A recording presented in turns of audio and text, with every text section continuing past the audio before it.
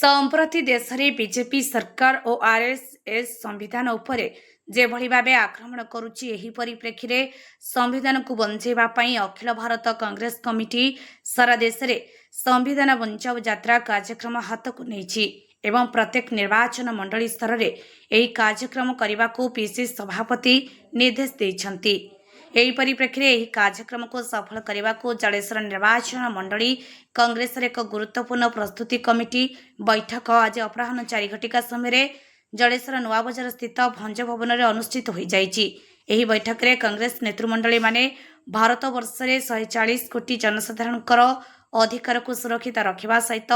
ए देश को किभली फासीवाद चिंताधारा मुक्त करने जो भाव में राहुल गांधी संसद आरंभ कर सड़क पर्यंत लड़ाई जारी रखिंट आम मानक संविधान को रक्षा करने उद्यम करने को पड़ो बोली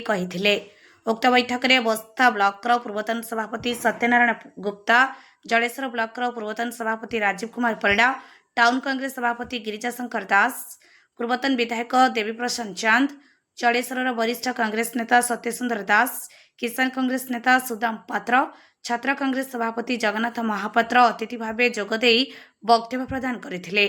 अन्यमानक मध्य हरिशंकर जेना, सब्यसाची दास, फरीद अहमद, राजकिशोर घोष, सौपन जेना, संजीत प्रधान, गौरांग महापात्र, राजेश सासमल,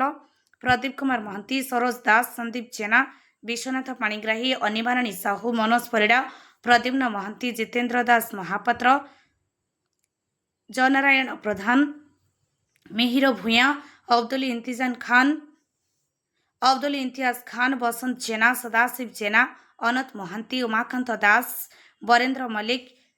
पुंटिया मारांडी प्रमुखों सहित विभिन्न पंचायत आसीथिबा नेतृमंडली माने उपस्थित रही आगामी कार्यक्रम पर निज निजर मतामत रखिथिले। राजीव कुमार परिडा, जलेश्वर पूर्वतन ब्लॉक कांग्रेस सभापति। संविधान बचाओ कार्यक्रम देखो आमर नेता राहुल गांधी संविधान भितर एवं संविधान बाहर संविधान को बचाइबा लड़ाई कर आज आरएसएस और बीजेपी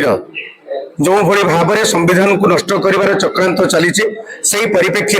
सारा देश में संविधान बचाओ शोभा आरंभ हो आम राज्य में आम सभापति पीसीसी सभापति भक्तचरण दास नेतृत्व में सारा राज्य में संविधान बचाओ कार्यक्रम चालू रहा बेले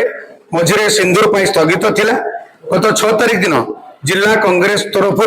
संविधान बचाओ कार्यक्रम को किपरि सर्वसुंदर कर परिप्रेक्षी गोटे मीटिंग अनुष्ठित होता। आज जलेश्वर कांग्रेस तरफ निर्वाचन मंडल तरफ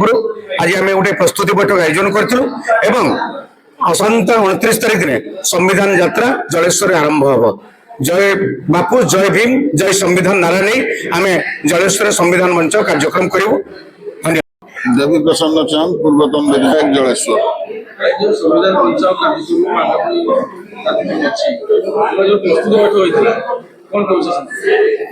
प्रस्तुति बैठक करा पीसीसी सभापति भक्तचरण दासंकर निर्देश क्रमे राहुल गांधी आमर सर्वभारतीय नेता परामर्श क्रमे एटी सबु जिले में एक कार्यक्रम होची एवं सबु निर्वाचन मंडली एक कार्यक्रम हम और सब पंचायत स्तर को मध्य एक जीव एपाई आमर जो स्तंभ उपरे भारत वर्ष छिड़ा से हूँ आम संविधान एवं से संविधान आज विपदग्रस्त, संविधान आज विपर्यस्त।